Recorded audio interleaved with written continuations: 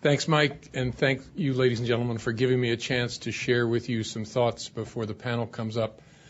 I'm here for two reasons. The first is because I heard about the event and that Michael was organizing it, and I thought I'd love to be part of that and share some thoughts. The second reason I'm going to conceal from you for a few more minutes, and then I will share it with you. I want to say a few words about what I believe is one of the rarest elements in human existence, and that is humility, because I think it ties directly to the importance of developing a culture in an institution where whistleblowers, people who have concerns of all kinds, feel free to raise their hands and to speak. The challenge of human existence is it's very, very hard for us to be wrong. I know this in a variety of ways. I know it from being married to an awesome person for 29 years and discovering that as good-hearted as I am frequently wrong. And it's a painful thing to be wrong. It's hard to be wrong. It's hard to stare at facts that are different than those I believe to be true and recognize that I'm in error.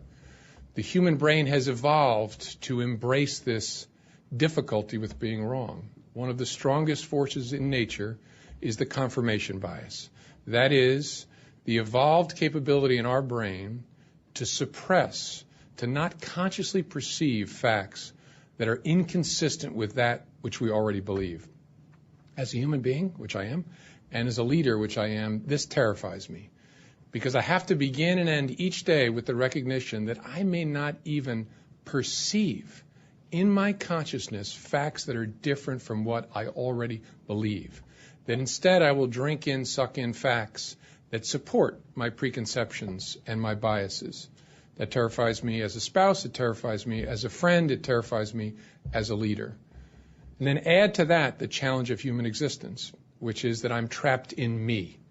I can only perceive the world through an awkward 6'8" white 55-year-old male from the New York metropolitan area who has grown up a certain way, who has learned certain things, who's experienced certain things. The entire world comes at me through the filter that is me. And so you combine that really fundamental fact of our existence with the confirmation bias and the closely related challenge human beings have with being wrong, and you have a recipe for disaster if you're not careful. Inside the FBI, we are spending a lot of time talking about the importance of humility. That is, recognizing the things I just laid out for you and the tendency of all of us to miss, in fact, not perceive things that are different from what we hold. And even when we're able to perceive something that's different from what we already believe, the struggle we have in being wrong. And the importance, if we're to be great leaders, great partners, and a great institution, to embrace the idea that humility is a goal we may never achieve, but it's one we have to think about every single day. When we talk about leadership in the FBI, we have explained to the organization we're looking for leaders who are confident and humble. Seems like an odd combination. But the reason it's so important is the best leaders are people who are comfortable enough in their own skin to shut up and listen. That requires confidence, because insecure people struggle to listen for reasons that make sense. Real listening is a confession of weakness. Real listening is me as the listener telegraphing to you with my shoulders and my facial expressions and maybe what I do with my hands and maybe sounds I make that I need to know what you know. Right? Every single gesture, every single posture I take that encourages you to speak to me is an admission that I need to know what you know. It's a confession of weakness. It's very, very dangerous and hard for people who don't have enough confidence to be humble. Right? This is the second reason it matters a lot to us at the FBI. Insecure people struggle to develop their own folks. Right? Insecure people can't be sitting over there watching one of their folks shine. Insecure people have to be here because sitting over there with one of their people here is a threat to them. And so we're talking an awful lot about the importance of finding confidence that breeds humility and an awareness that I may not know enough and I need to find out more things. So why am I telling you this in the context of Whistleblower Appreciation Day? And I know it was Saturday, but it was not a shopping day on Saturday, so we got you this today. Is that, as Michael said, at the heart of what whistleblowing is are people who see things they think are wrong and want to talk to somebody about it. They want to be heard and share a concern. Now, they may be wrong, they may be right, but they believe they've seen something that's important to an institution and they want someone to listen to them. If they face an organization that is led by people who struggle, as all humans do, and have not sufficiently made progress against the lack of humility in humanity, and they face an institution that is shaped by having leaders like that, they will not find people to listen to them. They will not be heard. So what should leaders do to try and develop a culture that helps resist that lack of humility in humanity? Two things. Talk about it constantly, and then do things. First thing, talk about it. It's very, very important that we do things like the Inspector General's office is helping us do, and that is teach our people. Show them the importance of whistleblowing, show them the regulations, show them the laws, the rules that forbid retaliation. Show them all the structure that is designed to encourage people to raise their hand. That's very, very important. It's very, very important also that the leader, in this case the director of the FBI, speak to new employees, as I do, and say, let me tell you something about the FBI. You're not entitled to be right? I'm not entitled to be right. You're entitled to be heard. You're entitled to an adult conversation when you have a question, you have a concern, you have a worry, an adult looks at you, listens to you, and then engages you. Now, you have to have your mind open to the fact you may be misperceiving, you may be seeing things without context. All that's fine. You're not entitled to be right. You're entitled to be heard. So it's very, very important that the directors say that explicitly. But more than these explicit lessons, I actually think the second thing a leader has to do is actually the second secret reason I'm here today. The leader has to act in a certain way so that people see that and are shaped by it and copy it. Think about how you became who you are today. I'm sure you had your share of explicit lessons. I had an awesome dad who, thank goodness, is still around. He's 86. And my dad was a bit of a speech giver, and he always seemed to have his thoughts organized in bullet points. And he would frequently send them to me when I was in college on a little notepad that said, these are the 4 things you need to do to straighten yourself out. It'd be 1, 2, 3, 4. I love my dad incredibly. I can't remember any of those bullet points. I'm sure I was shaped by those. But more than that, I and you were shaped by not the explicit lessons, but watching. My favorite definition of culture is the way things are really done around here, no matter what they tell you in training. Right? I think that's how we became the adults we are today. People said certain things to us, they trained us in certain ways, but we also just watched. And my favorite example are things I can't even remember, but I'm sure happened to me. I'm sure there was a day in Yonkers, New York, when I was with my mom at a ShopRite. That's where she used to shop. And I'm sure there was a day she got too much change from the cashier. I don't remember this. But I'm sure that I saw it and I was shaped by it. I'm sure there was a day, we lived in a neighborhood with houses very, very close together. And so it was easy for people to sell door to door, and especially in the late 60s. There'd be a lot of people come around selling stuff. I'm sure there was a day I stood behind my dad when he opened the door, and somebody of a different race, a different background was at the door to sell us something. I don't remember it, but I'm sure I stood there whether I was 4 or 8, and I saw whatever that encounter was, and I was shaped by it. And then thousands of those added up to me.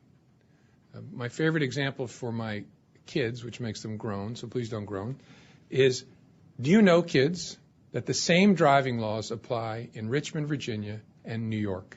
The same laws. We've lived in both places as a family. To drive there, you would not know that.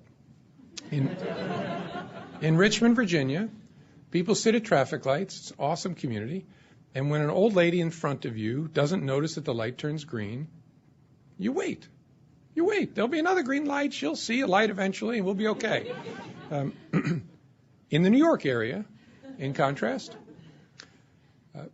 I had to instruct is too strong a word, urge my wife, who had never lived in New York before, when we first lived there, that if she's on the road in New York, and it's a multi-lane road, and she's in one lane and wants to move to the left lane, and there's a space between cars, do not use your signal because it's a sign of weakness. People will notice that, and you're trying to take something from them, and that doesn't happen in New York, so they'll pull up.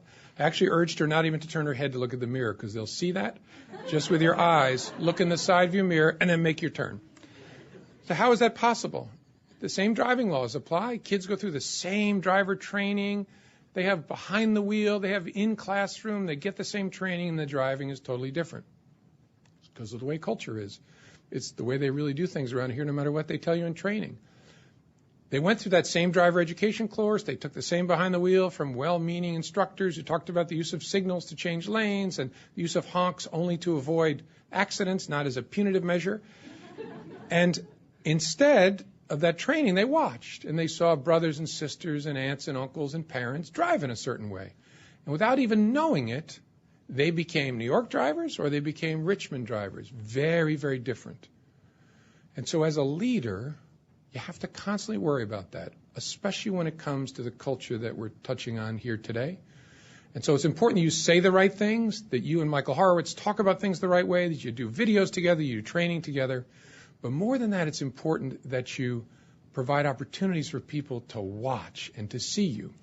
So that's the second reason I'm here today. I want my organization to know that I came, because they will talk about that. And even without me having to explain the meaning of it, they will derive meaning from it. There was a fellow who just retired from the FBI named Michael Kobus, who 10 years ago worked in the New York field office of the FBI. And he noticed working there that his supervisor was giving people time off on their birthdays, but only people that the supervisor was close to. And that meant, to cover their work, the FBI was paying overtime to other employees. And being a taxpayer and someone who cares about the taxpayers' money, that bugged him. And so he reported it.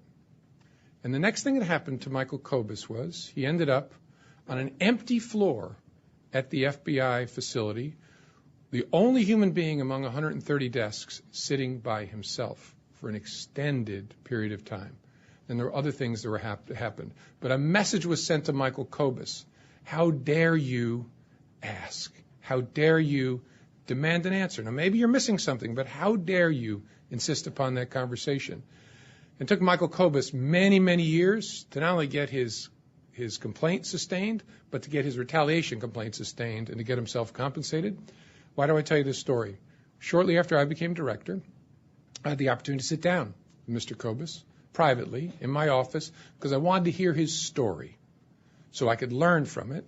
But I also wanted people to know that I had invited Michael Kobus in for a private meeting with the director because it sends a message. At the end of the Directors' Awards that we have every year at Constitution Hall, which is a huge day in the life of the FBI, we give out an award to recognize someone who has acted with integrity, who has seen something that doesn't seem right, and they've raised their hand and said something. And I give that one personally. And what I say, frankly, doesn't matter.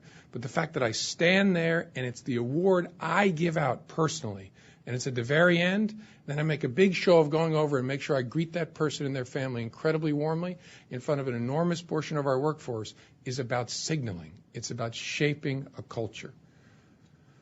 So the FBI is an imperfect organization because it's made up of imperfect human beings, one of whom is standing in front of you. We must understand that the path to getting better is humility.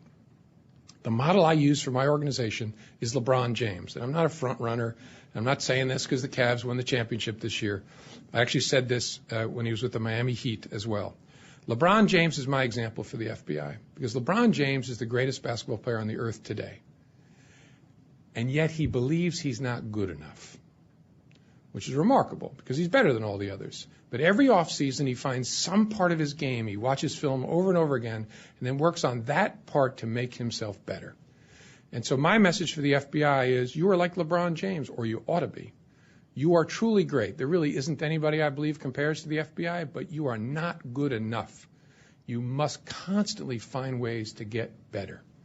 You must adopt an attitude of humility, enough confidence to be humble, so that we create a culture in which people will embrace mistakes, will realize that when we do something wrong, it's okay. And actually, the director and the senior leadership will praise people who find mistakes and then fix them. I'll give you one other example that was very important for our organization.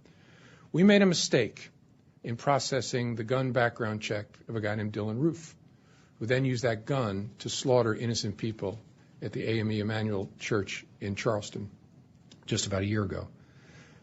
I thought it was very, very important that as a leader of the FBI, Once we figured out we made a mistake, we just say so. We tell people we're sorry, we made a terrible mistake, we'll work to be better.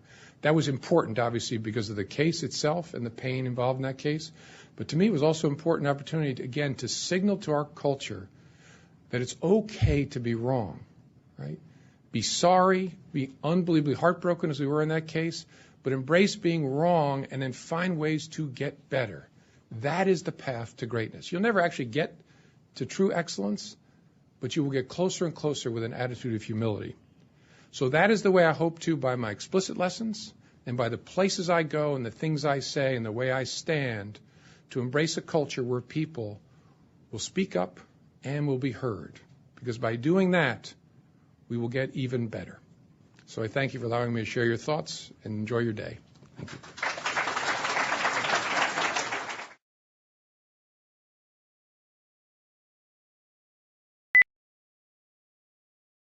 Wednesday, June 9, 2021 at about 4:30 a.m. This is the Stan J. Caterbone Accountability for Torture and Other Cruel, Inhumane, or Degrading Treatment, 35, Symptoms of Torture as of Wednesday, June 9, 2021. Our government is responsible for protecting its citizens from elements that covertly harass, torment, murder, and cause victims to commit suicide through organized stalking and remote electronic torture. Yet, unbiased research indicates that certain elements of government either engage in these activities or protect those who perform them.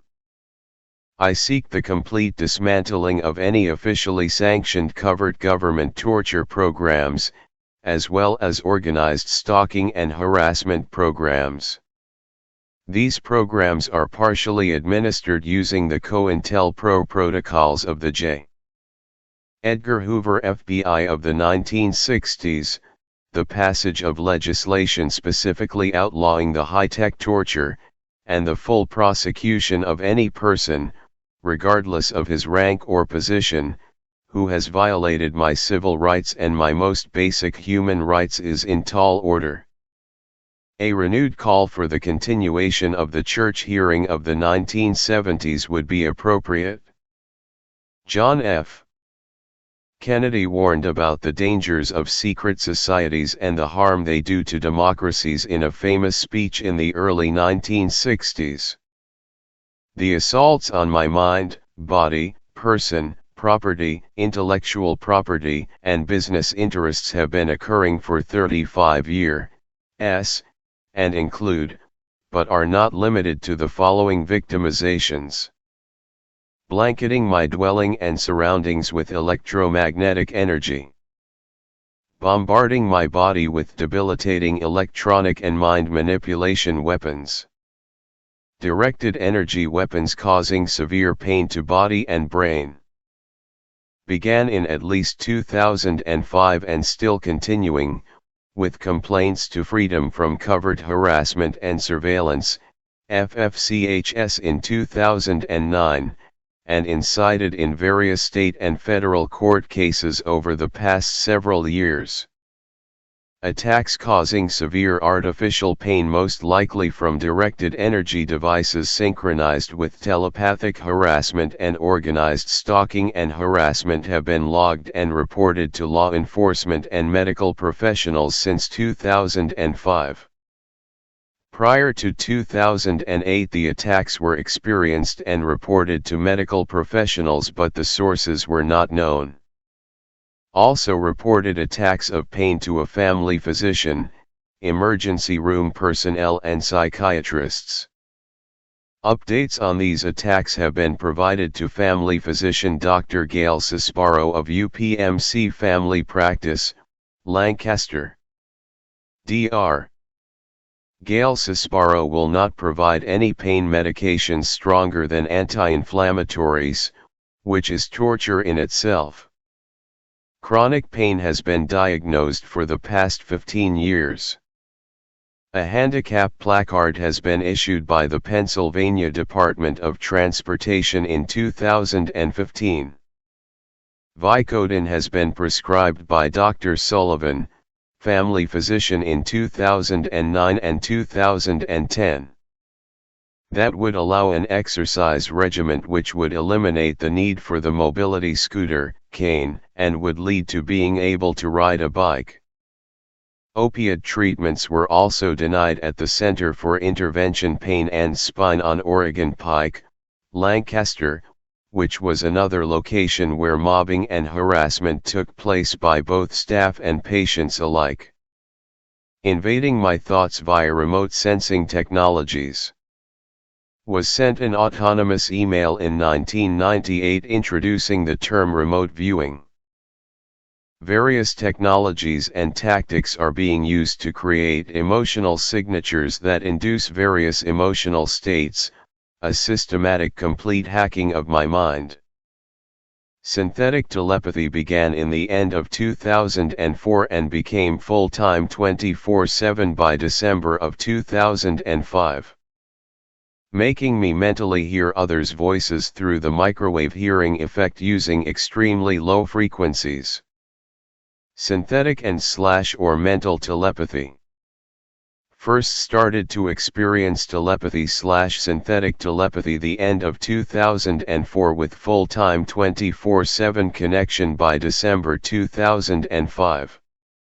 When full-time telepathy started, a few males conducted interrogations lasting several hours at a time concerning a wealth of subjects including ISC and the Central Intelligence Agency, or CIA.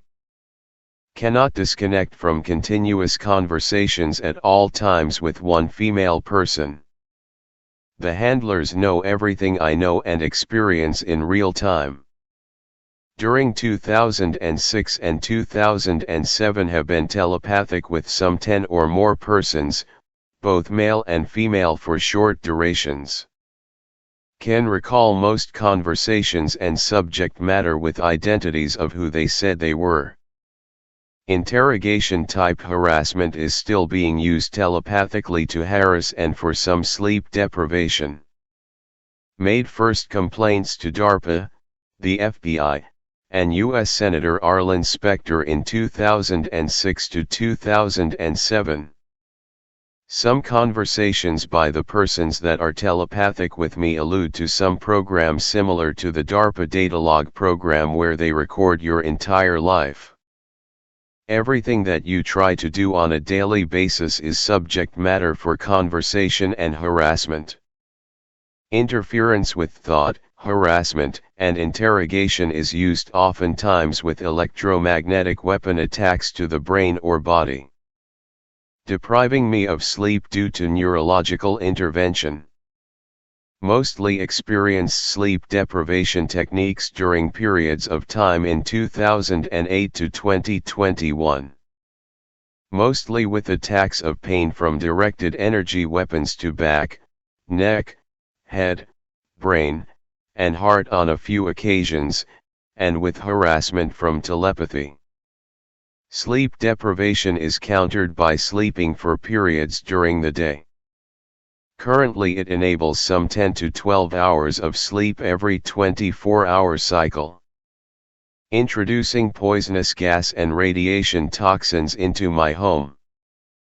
First experienced toxic gases, chloroform, in heavy doses in 2006 to 2007 and again in about 2016 to 2021.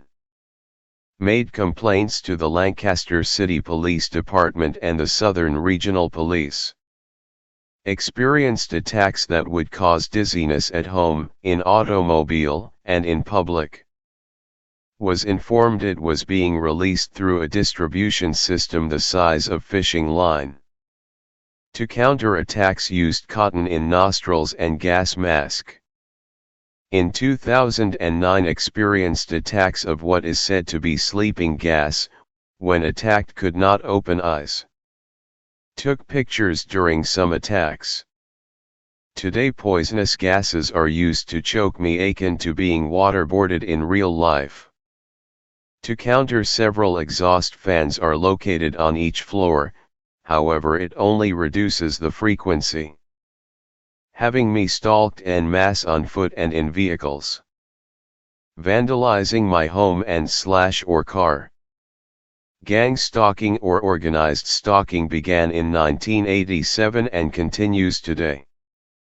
It includes strangers using gestures such as finger under eye, various forms of harassment, and public mobbing.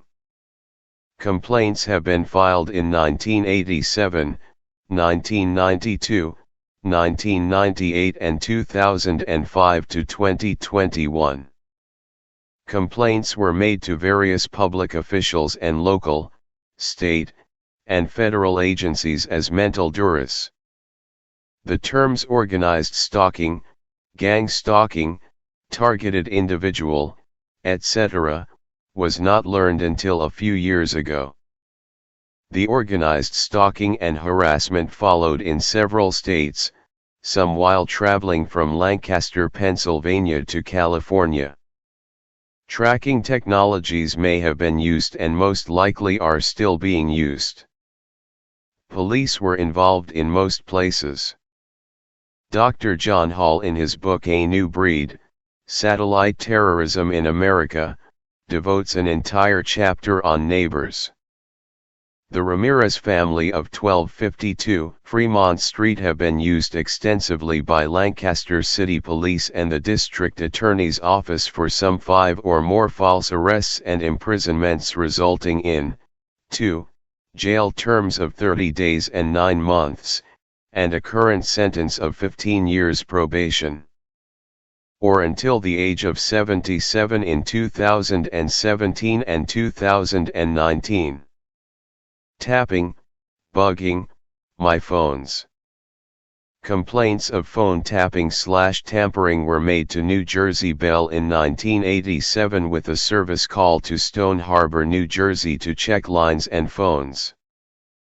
The same was done by a Bell Atlantic repairman in Conestoga, Pennsylvania in 1998.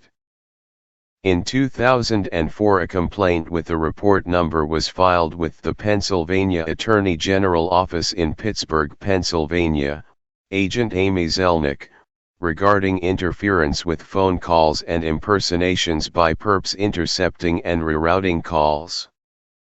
Computer hacking complaints were filed to local authorities in the County of Lancaster and the Cybercrime Unit of the Federal Bureau of Investigation in 2005 to 2010. Again, visits to FBI offices and the U.S. Attorney's Office began in or about 2016 to 2018. In 2021 these issues are before the federal and state courts in various cases of landmark issues and evidence. Blacklisting me in the labor market. Filed complaints of employment discrimination with the Pennsylvania Attorney General in 2006 and the Lancaster County Human Relations Commission in 2008 and in 2018. In 2009 completed the LEDA work program with a certified diploma for completing all courses. Workplace mobbing. Experienced in 1987 at Financial Management Group, Limited, American Helix of High Industries in 1991 and Flum Contractors Incorporated, in 1997/1998. Filed complaints and logs as mental duress and harassment. Was forced out of all 3 organizations as a result of the mobbing and harassment. Public mobbing.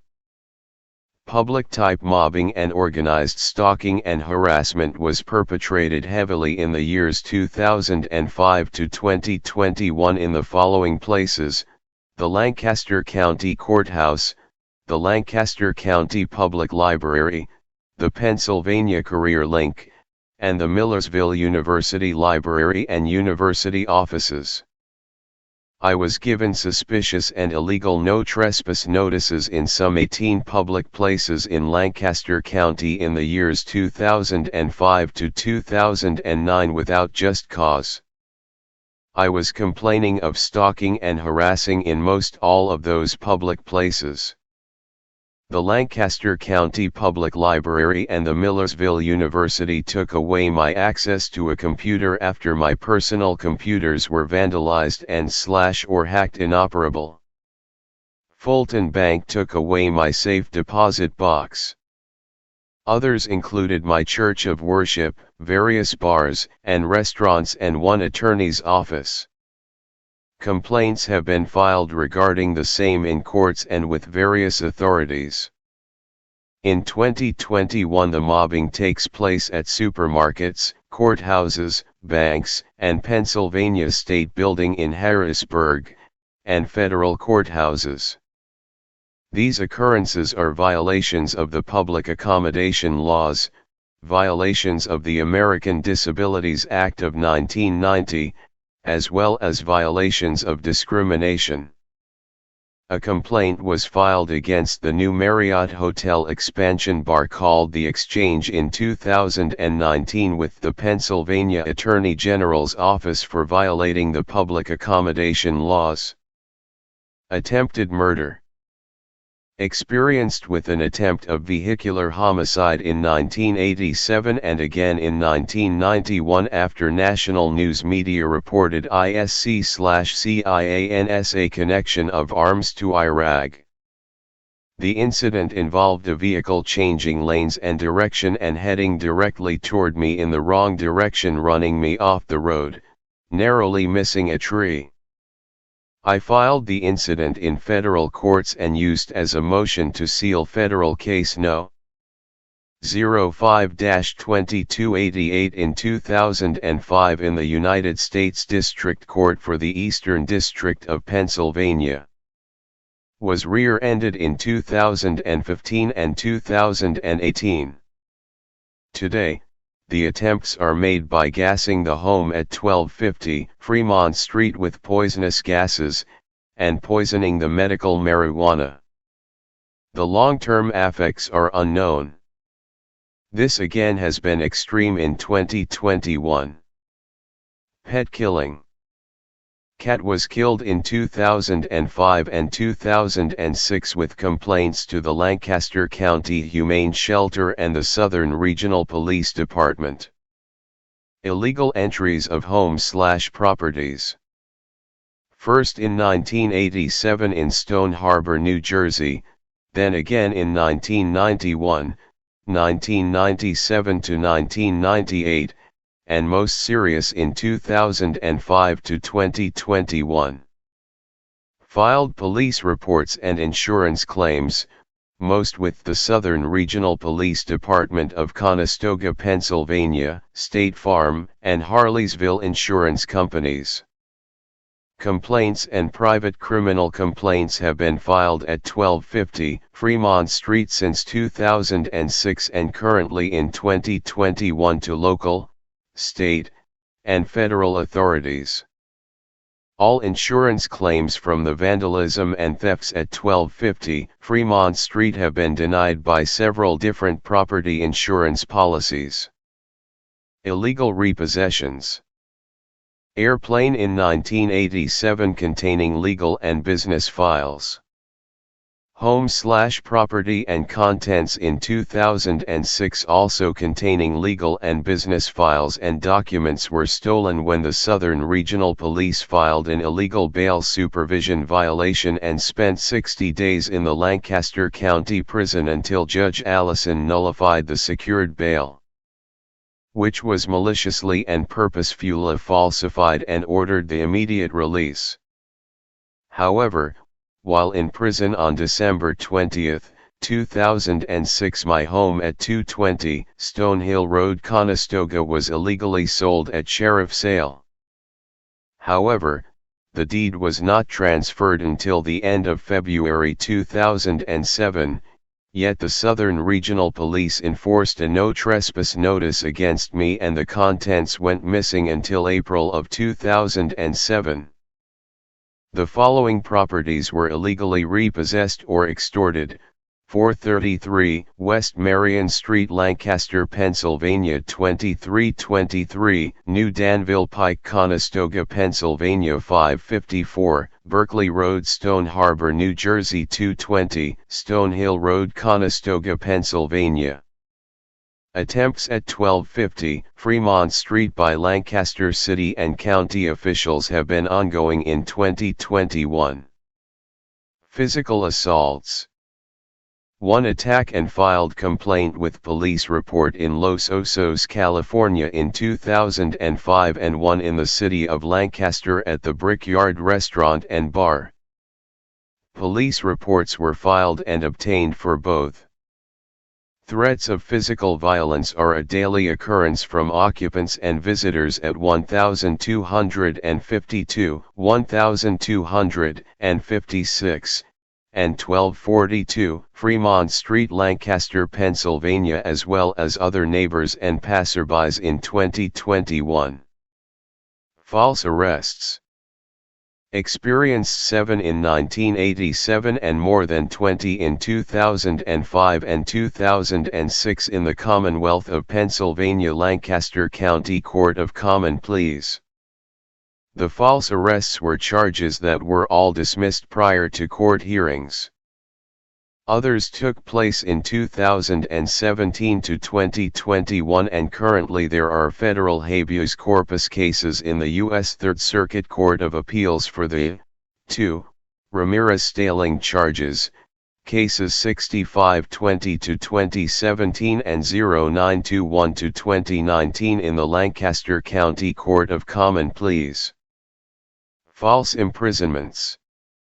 Spent 7 to 10 days in Lancaster County Prison in 1987 with all charges dismissed, and again for some 60 days in 2006 with all charges dismissed. The 60 days of imprisonment of 2006 was triggered with a false report of missing a bail supervision meeting, which was confirmed to be false in court. However, bail was maliciously and purposefully reinstated as secured instead of unsecured. The appropriate appeal was filed, which secured my release after some 60 days of false imprisonment. There were no charges that resulted in any convictions. Spent another 30 days in 2017 and some 9 months in 2019. Prison sentences were only experienced during Republican presidencies: 1987, Reagan; 2006, Bush; 2017, Trump; and 2019, Trump. Psychiatric abuses with false suicide allegations from perpetrators/stalkers. One in 1987 resulting in a forced hospitalization for several hours by police in Stone Harbor, New Jersey. And one again in February of 2005 resulting in police restraining me in my home and abusing me. This one was a fraudulent and phony email sent to police by a perp. The Southern Regional Police had to vacate after the email was proven to be a fraud. The Lancaster City Police began a string of fabricated mental health warrants, all by Lt. Detective Clark Beringer in 2010, 2015, and 2016. No psychiatric commitments resulted in medications after discharge, or treatments after discharge of any mental health warrants or arrests. There have been 2 certified forensic psychiatric evaluations ordered by the Lancaster County Court of Common Pleas in both 2018 and 2019, with the conclusion being the same diagnosis: delusional disorder. No bipolar or schizophrenia. Vandalism to property. First in 1987 in Stone Harbor, New Jersey, then again in 1991, 1997 to 1998, and most serious in 2005 to 2021.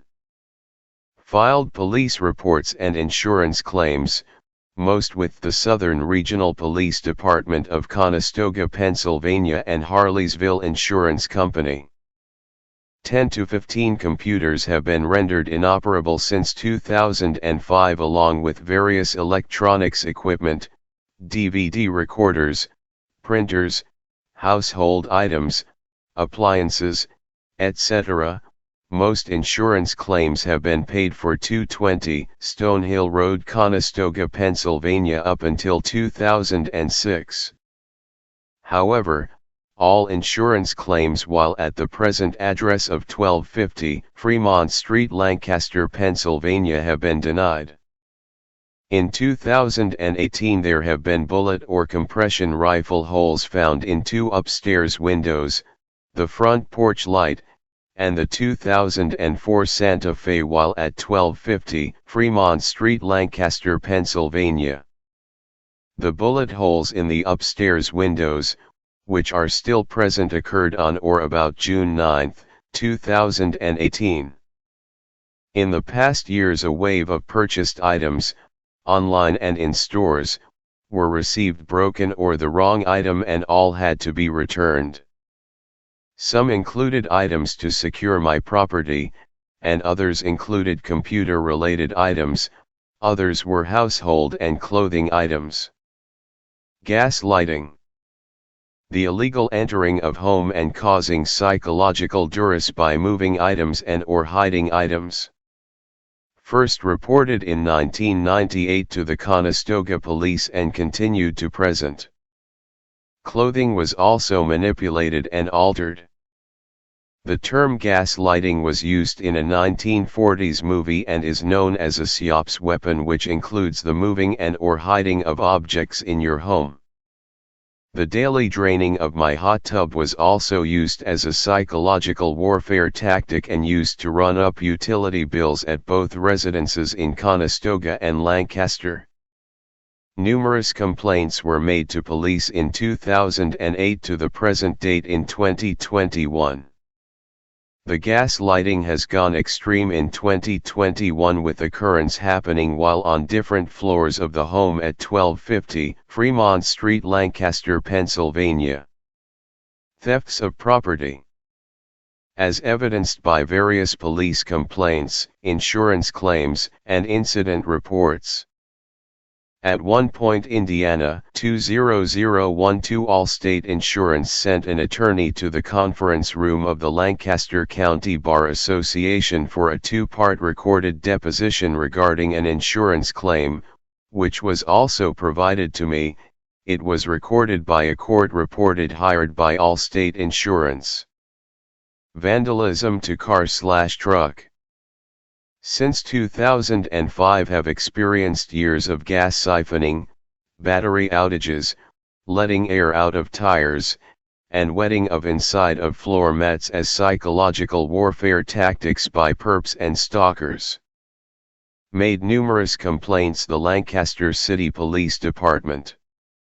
Finally in January 2021 the 2004 Santa Fe was sold due to the vandalism, which was requiring multiple trips walking the battery up to the Manor Shopping Center, some 6 blocks away, pulling a handcart, all the while being crippled. Toxic chemical causing running nose. Experienced on regular basis in 2009 when in public places. Was not in conjunction with cold/flu symptoms. Research states it is a tactic used in electronic warfare technologies. The running nose is a tactic that stops you cold whatever you are doing to have to find tissues, or whatever to stop the dripping. Again, in 2021 it has been extreme, as have most all symptoms. Computer hacking. Computer hacking complaints were filed to local authorities in the county of Lancaster and the Cybercrime Unit of the Federal Bureau of Investigation in 2005 to 2010. Numerous complaint numbers have been secured. Complaints of cell phone hacking was also reported in 2010. Websites and blogs were regularly hacked and sometimes taken offline. Electronic calendars, court documents, and financial records were often hacked, causing many problems of the years, including having to withdraw civil complaints without prejudice so as to preserve all claims. Cyberstalking. Most in 2005 to 2021. Complaints to Microsoft Legal Counsel, Yahoo Message Board, and the FBI Cybercrime Unit, as well as adding Facebook and founder Mark Zuckerberg as defendant in case No. 08-13373 in the Lancaster County Court of Common Pleas. The stalking also includes complaints against the Lancaster Free Thought Society, an atheist group that filed a complaint against the Pennsylvania legislatures for wanting equal access to address the body in the morning for the morning prayer or invocation. In that complaint, the group outed famous persons of different disciplines as having been atheist, with the source of the information, with Mark Zuckerberg, founder of Facebook, being one. Interference/delay/theft of U.S. mails. First reported to U.S. Postmaster of mail tampering and illegal changing of address in 1987. In 2008 to 2009 have made several more complaints to the U.S. Postmaster Inspector General, who claimed to have begun investigations. Some caused missed court hearings and other missed appointments and/or meetings. Again in 2021 the mail delivery problems have been amplified. Electromagnetic weapons causing severe muscle spasms/cramps. First experienced in 2006 to present. One experience in 2006 was while I was in my hot tub and the pain and cramp was so severe in my left calf muscle, you automatically bent over to rub it out, which placed my head underwater. I had to crawl out of the hot tub before almost drowning. Electromagnetic weapons causing sexual stimulation. First experienced in 2005. This component of the microwave attacks have developed into a steady pace of telepathic sex with persons of all areas of life. Since I am totally isolated from the female population as far as any type of physical relationship, even a simple visit to my home at 1250 Fremont Street, Lancaster, Pennsylvania has been impossible. The telepathic sex is most likely used as a means of sexual blackmail. On most occasions some 5 or more partners are experienced in the course of an 1 or 2 hours, including public officials. This is co-opted with being drugged and raped at 1250 Fremont Street, Lancaster, Pennsylvania, which is also a separate chapter in Dr. John Hall in his book A New Breed, Satellite Terrorism in America, titled Rohypnol and Satellite Weapons. Forced hospitalizations. Forced hospitalizations in 1987, 2. 1 for 6 hours and 1 for 5 days, 2006 1 for 3 days, 2009 1 for several hours while in intensive care for emergency surgery, and 2010 1 for 8 days, and 1 in 2015 and 2016. Filed complaints to Citizens Commission for Human Rights in 1991 and 2008. Manipulation and theft of documents. Numerous thefts and manipulation of all legal and business documents both in paper and in electronic format have occurred since 1987. Microfiche/microfilming began in 1987 and other measures to secure documents have been ongoing to present. Numerous complaints have been filed with law enforcement since 1987. Again in 2021 this has been extreme, especially considering the ongoing litigation in state and federal courts. Creating an itch on the hardest to reach places on the body that makes you want to scratch to the bone. The itch can attack at a moment's notice, and being crippled means getting out of bed or off of the desk chair, causing further aggravation and torture. Anti-itch ointments have to be constantly rotated to counter the pain and suffering. The constant prohibition of adequate medical care, namely keeping a mobility scooter from being provided by already qualifying Medicare supplement insurance since early December 2020, which keeps me from leaving my home unless completely necessary for limited court-related appointments, which in and above itself is a form of total isolation and solitary confinement that is accompanied by harassment and stalking by neighbors. And finally, the denial of the Lancaster Court of Common Pleas to allow me to carry pepper spray as a means of self-defense, coupled with the ongoing stalking and harassment by anyone at any time, lays out a scenario of murder by some crazed stalker as a real threat. Both sides. Let there be no mistake in terms of who was the relentless driver, some might even say persistent beyond belief driver of this issue. It was Susan Collins. And once again, her service shows that she's standing up for America's diplomats, the intel community serving in the country, serving our country around the world, who, as Senator Collins already indicated, have been involved in dangerous incidents resulting in brain trauma and other unexplained illnesses. We've called it the Havana syndrome. The remarkable thing is that for nearly 5 years, we've been aware of these reports. And we've seen, as the Senator mentioned, attacks on U.S. personnel in Cuba, in China, around the world. Matter of fact, we hear these reports here in this country. And rather than disappearing or going down in number, they actually appear to be increasing. 5 years after the start of this effort, we don't know what happened, we don't know who did it, and we don't know what kind of device was used. Madam President, this is wrong. Particularly, I want to point out, and this is an area where we were, again, in bipartisan agreement. Under the last administration, we just didn't treat these victims from the intel community, State Department, DOD, with the seriousness they deserved. As chairman of the Senate Intelligence Committee, I know the hardships, sacrifices, and risks our intelligence officers, diplomats, and other personnel serving overseas endure, often anonymously, often without recognition.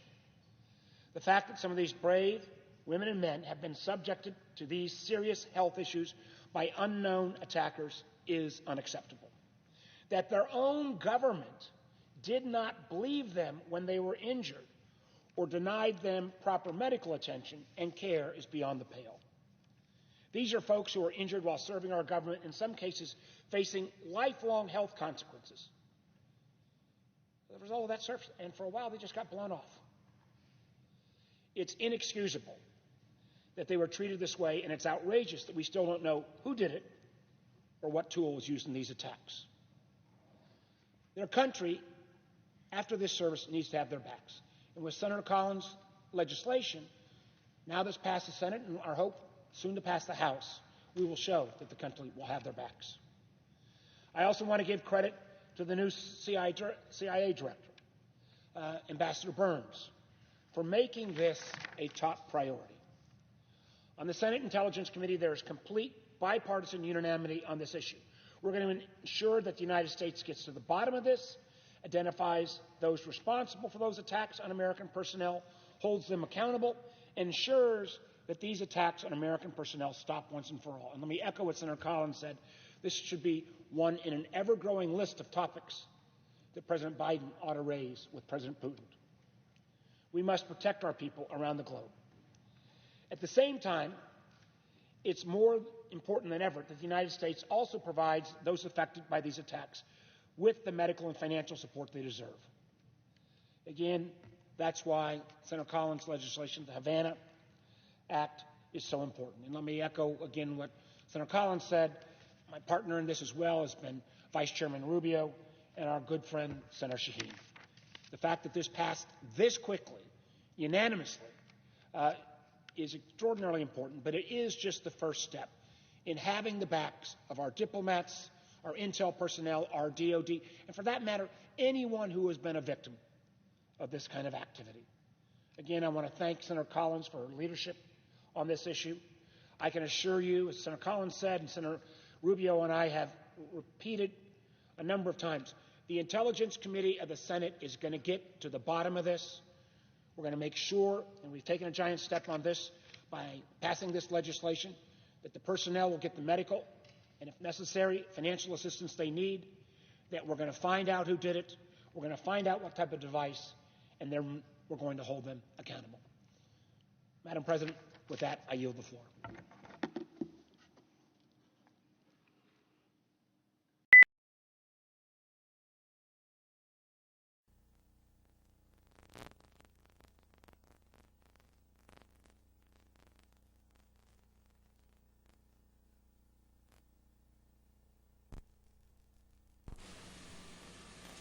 Being investigated right now by the FBI and the Attorney General.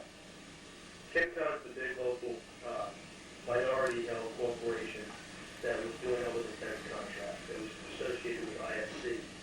Going into trouble, and they went under last spring, beginning of the summer, and there were a lot of criminal allegations made, none of them substantiated. And I was connected with them. They sent a board member to see me a week before this happened. Why, I don't know. Is this the language thing? Yeah, James Christian owns it. Now I hear rumors, people saying that I was tied to ISD.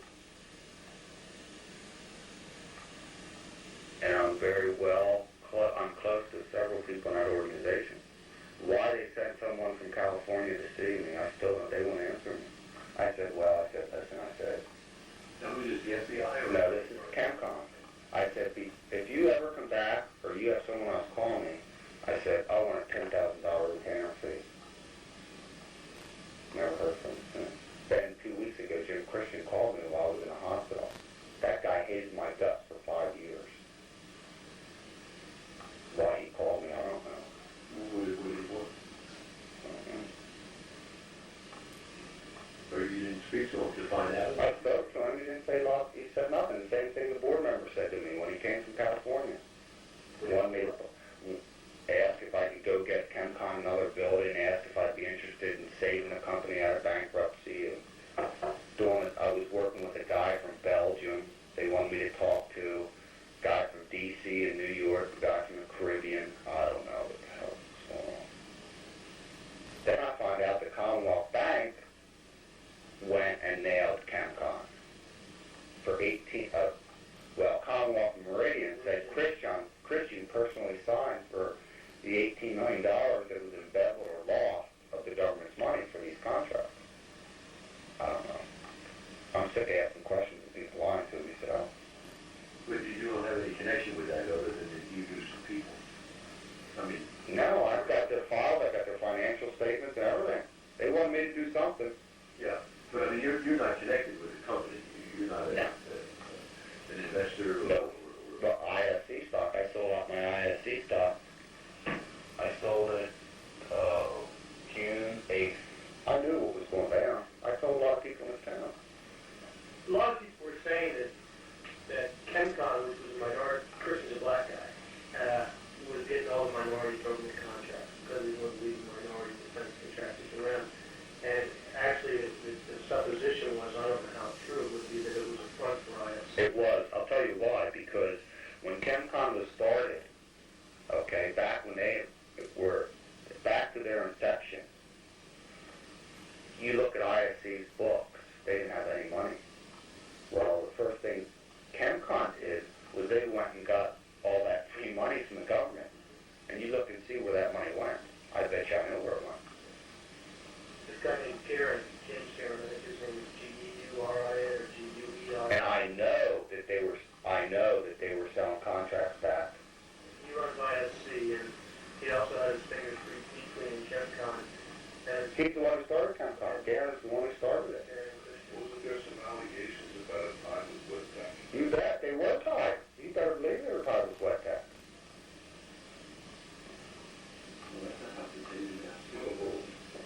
guys in WEDTech were involved with ISC and ChemCon. ISC is that traded over the counter? ISC is London Exchange. London Exchange. International Signal Control. 100,000 shares.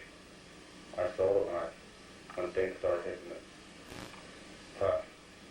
International Signal? Yep. Now they just did a multi-billion-dollar merger with this company in London. They're probably thinking it's going to cover their tracks. United ChemCon is a local corporation. Yep. But it doesn't matter to you on that. As of this. Well, they went and got all that free money from the government, and you look and see where that money went. I bet you I know where it went.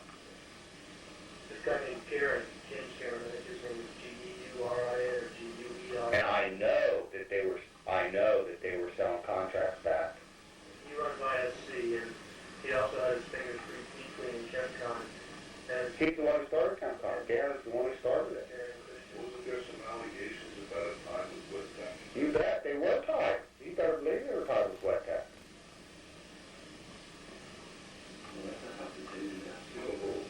Same guys in WEDTech were involved with ISC and ChemCon. ISC is that traded over the counter? ISC is London Exchange. London Exchange. International Signal Control. 100,000 shares.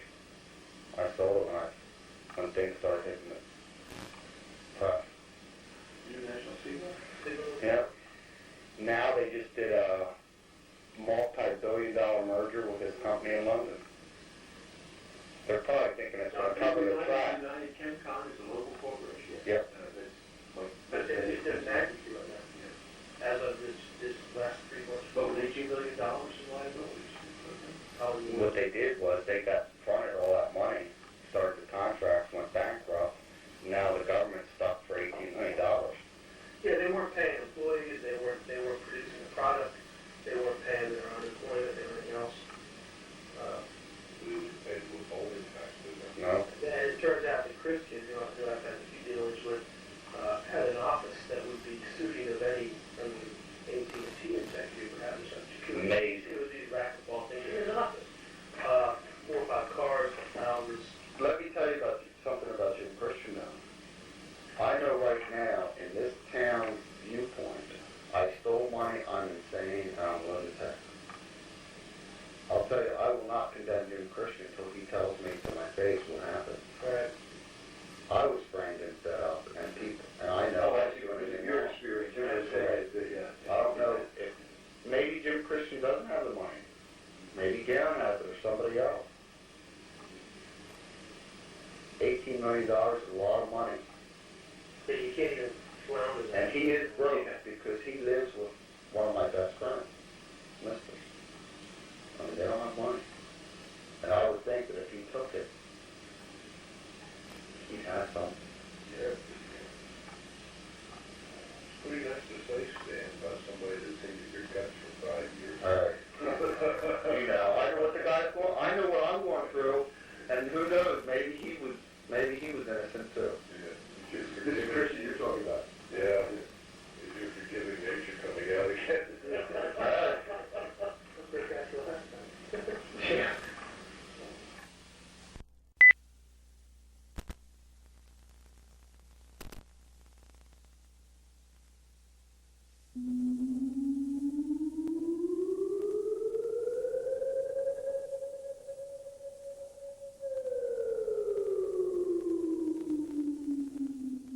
Iraqi Scud missiles, crude, inaccurate, and for the most part, ineffective. But the Iraqi military was well on its way to developing a far more powerful and accurate ballistic missile, one that was intended to carry nuclear warheads. And federal investigators tell us that some of the necessary equipment being used in that program came from the United States. If there were no license with these shipments, I am absolutely shocked to learn that that sort of activity was taking place.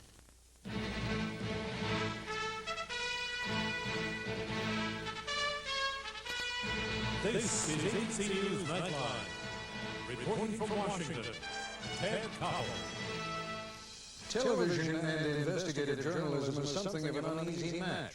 Television news thrives on immediacy. Thorough investigations take time.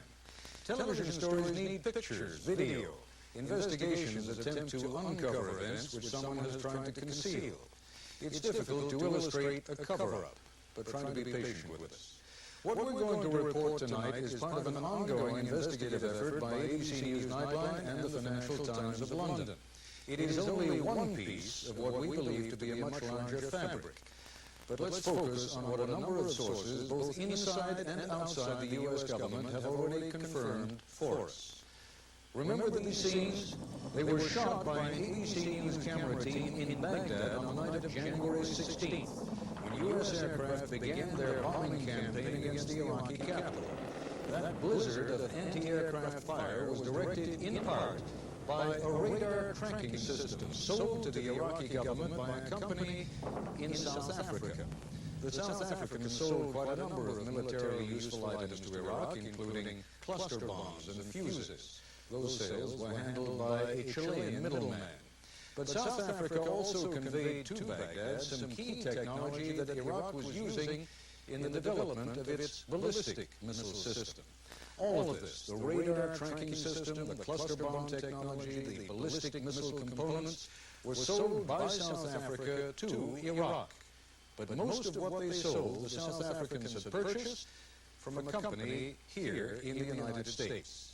Officers of the CIA knew about those sales from the United States to South Africa, knew what was going, knew how it was getting there.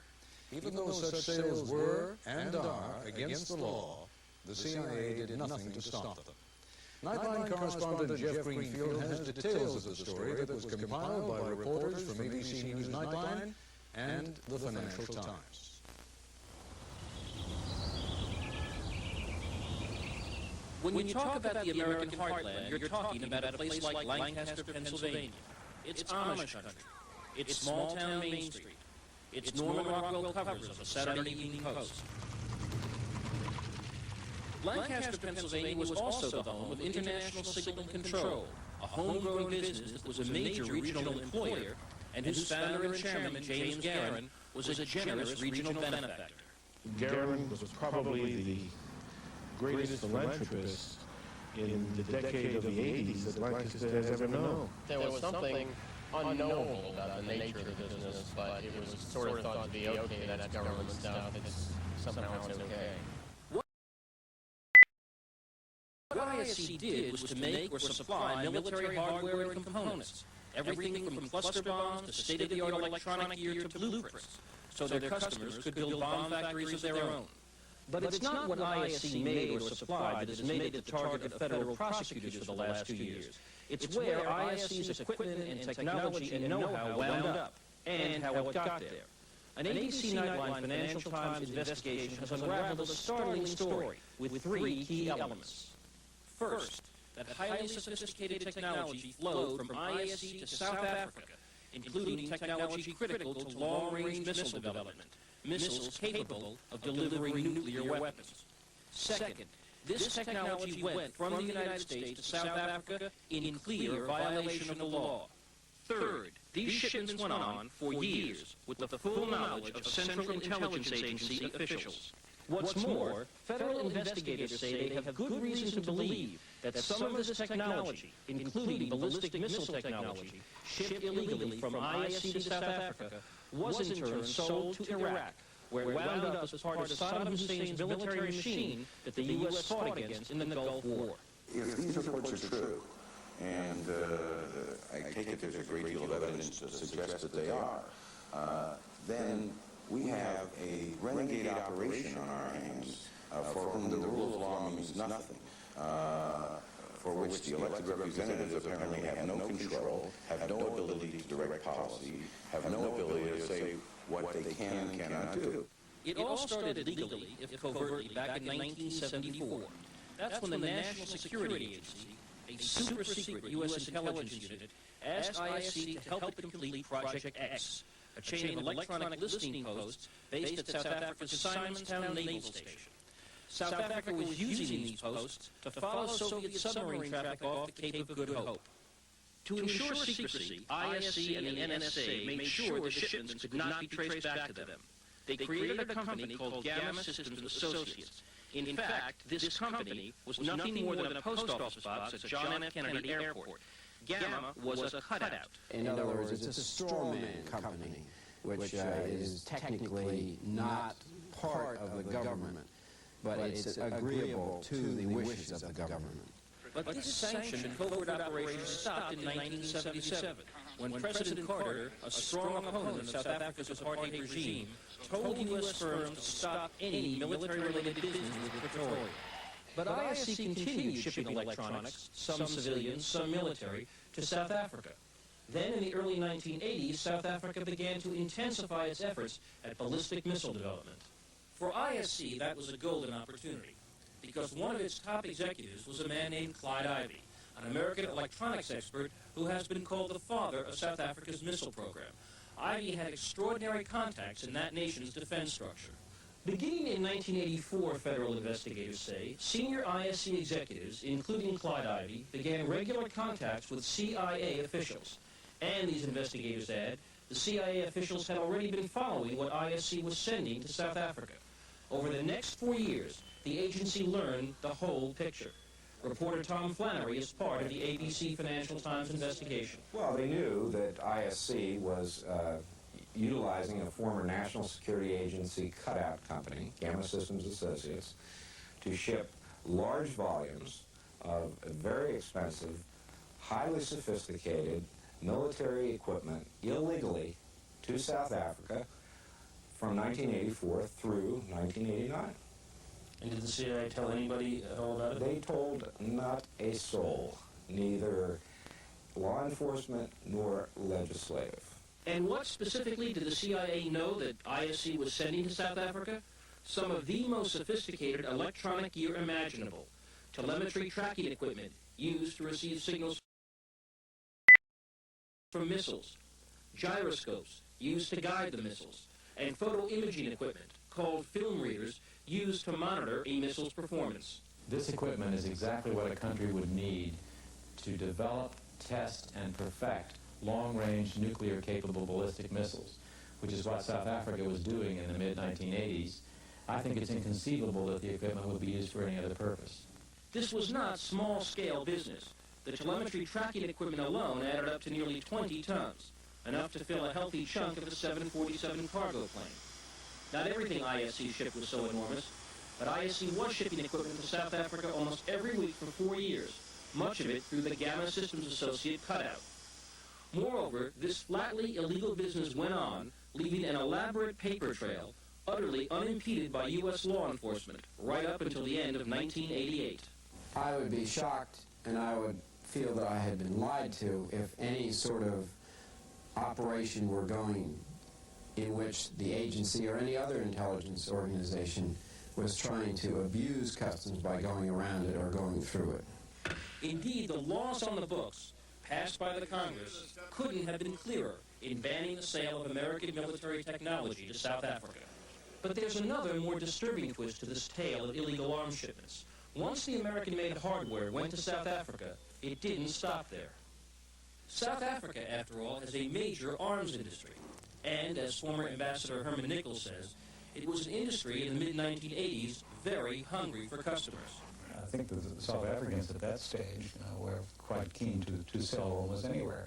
Including Iraq. For instance, ISC sold South Africa fuses for cluster bombs, one of the most effective killing machines around. South Africa took that technology and, in turn, sold hundreds of thousands of bomb fuses to Iraq, a deal brokered by Chilean arms merchant Carlos Cardoon, one of the biggest suppliers of weapons to a grateful Saddam Hussein. In other instances, American technology went directly from South Africa to Iraq. What kind of technology? Well, look again at this incredible footage from the bombing of Baghdad on January 16th. That, says one American law enforcement official, that was some of the stuff that got through to Iraq through the ISC shipments to South Africa. In this case, electronic components of a South African radar system guiding Iraq's anti-aircraft guns. Finally, federal investigators say even American missile technology made its way from Lancaster, Pennsylvania to South Africa to Iraq. Had the Gulf War not intervened, Saddam Hussein would have been well on the way to developing an operational Condor II missile, giving him with the critical help of American-born technology, the power to deliver chemical or even nuclear weapons anywhere in the Middle East. I'm Jeff Greenfield for Nightline. We contacted the CIA this morning, gave them the broad outlines of the story you've just heard and seen, and requested a reaction. At 7:15 this evening, the agency faxed to us the following statement. The Central Intelligence Agency declines to comment on these allegations concerning the activities of the International Signal and Control Corporation. However, it is the CIA's policy to cooperate fully with the Department of Justice on matters relating to possible violations of U.S. laws. We suggest that Nightline contact the Department of Justice regarding these allegations. That statement, as you may have noticed, is silent on the allegations of CIA misconduct, but, as suggested, we contacted Justice. It was by then, of course, after business hours, but a Justice Department spokesman returned our call. His statement was even simpler than the CIA's. It is not something we would comment on, one way or the other. When we come back, we'll discuss the implications of this story. Joining us now here in our Washington Bureau are Senator Arlen Specter of Pennsylvania, who served on the Senate Intelligence Committee during the years when the weapons transfer took place. Jeffrey Kemp, a member of the Reagan administration's National Security Council and author of a forthcoming book on the global arms race. Stephen Bryan, former Deputy Undersecretary of Defense, whose job was to stop the transfer of weapons technology, and one of the principal reporters in this investigation, Lionel Barber of the Financial Times of London. Senator Specter, as I just noted, you were a member of the Intelligence Committee during this period. Should such an operation, had it been sanctioned, have come to the attention of your committee or some other congressional committee? If, in fact, there was such an operation, and I'm answering a hypothetical question because we only have the allegation, it would be the responsibility of the CIA to tell the Intelligence Committee under applicable law. They'd have to give a timely notification. Would you be free to tell us if indeed such notification was made? No, I would not be free to tell you one way or the other because all of that would be secret, but I can give you this generalization that in the period from December of 1986, after Iran-Contra broke, there was a very intense effort made by CIA to be extremely careful on notification of covert activities. You and I spoke the other day, and we were discussing in general terms the inclination of the Bush administration now to be responsive to this kind of thing. In other words, to make sure that Congress is known. And if memory serves me correctly, you were suggesting that the administration really is disinclined to do that. Well, I believe that the President is inclined to make known covert operations. There has been a refusal on the part of counsel to the President, and I'll be specific. Boyd & Gray, the lawyer who's counsel to the President, who very strenuously resisted an effort to have a statutory notification put into law. The officials around the President and the National Security Council, according to my understanding, and I've had it from very authoritative sources, were willing to have a statutory 48-hour notice, but Mr. Gray, Boyd & Gray, the counsel to the President, was adamant in refusal on the ground that it would impinge on the President's constitutional authority. Mr. Bryan, I know you're somewhat skeptical just of the general notion that this kind of weapons technology would flow from the United States to South Africa. Is that correct? Well, I'm more skeptical about it flowing to Iraq. I worked on the Condor case. In fact, I tried to block it, and I think we mortally wounded that project, and I never heard of any technology coming out of South Africa. Primary source was West Germany, in Italy, and to a lesser extent Argentina. But what about the notion of this kind of technology flowing from the United States to South Africa? Well, we tried very hard during this period to interdict any technology that we knew of going to South Africa or to any other country that was blocked from receiving military technology from the United States. And this is a story that I never heard before. Does it surprise you that weapons technology would flow, perhaps even without the knowledge of senior officials at the Defense Department? Nothing ever surprises me nowadays, but it's certainly not a story that we knew of at the time that I served in the Reagan administration. Dr. Kemp, give us your sense of what justification, because indeed the whole notion, A, of weapons technology flowing from the United States to South Africa, and then B, as Ms. Bryan suggests, that technology flowing from South Africa to Iraq, on the face of it, doesn't make a whole lot of sense. On July 3rd and 4th, 1987, in Kansas City, you met with Iranian Defense Minister Mr. Ben Banashi. Do you know anything about such a meeting? No, sir. And finally, according to Mr. Ben Banashi, on April 20th, 1989, you met with him in a private home in Parmas, New Jersey, regarding the subject of arms sales to Iraq. Paramus. New Jersey is a long way from Alaska. Did this happen? No, sir. Now I'd like to turn to some of the allegations made by Richard Bobbion, the self-professed arms dealer now waiting trial for security charges in the Florida jail. Have you ever met Richard Bobbion? Not that I'm aware of, sir. Bobbion claims that he first met with you and a Mr. M.K. Moss in Geneva in June of 1984. Is this true? No, sir. Bobbion claimed that you, working with M.K. Moss, ran a covert CIA operation to supply arms to Iraq. Dr. Gates, have you ever been aware of any CIA or U.S. government covert operation to supply arms to Iraq? No, sir.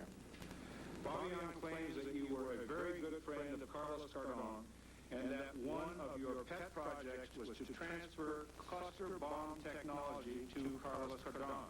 Dr. Gates, were you ever involved in an operation to transfer cluster bomb technology to Carlos Caterbone? No, sir. Now, Dr. Gates, I will ask you a few questions about the weapons that were allegedly transferred to Iraq by South Africa by a company in Lancaster, Pennsylvania called International Signal Control, or ISC. Before the CIA was informed by the FBI in December 1986 that ISC was under criminal investigation, were you aware of possible illegal activities on the part of ISC? No, sir. A story in the Financial Times alleged that you may have gone to visit ISC in Lancaster, Pennsylvania. Have you ever met with officials of ISC? Not that I'm aware of. Have you ever been to Lancaster, Pennsylvania? No, sir. I wonder if you could give us a short... During the 70s and 80s, today was indicted, along with other executives who worked at International Signal and Control. News 8 has been following this story for years. Tonight, Susan Shapiro begins our coverage from the federal courthouse in Philadelphia. At a packed news conference, U.S. Attorney Michael Balson detailed major indictments against James Garin and other top executives of International Signal and Control. The Lancaster defense contractor is accused of masterminding a scheme that involved illegal arms sales and a $1 billion fraud. The purpose of the financial fraud was to make phony contracts look authentic and to build up the value of ISC into something that it was not.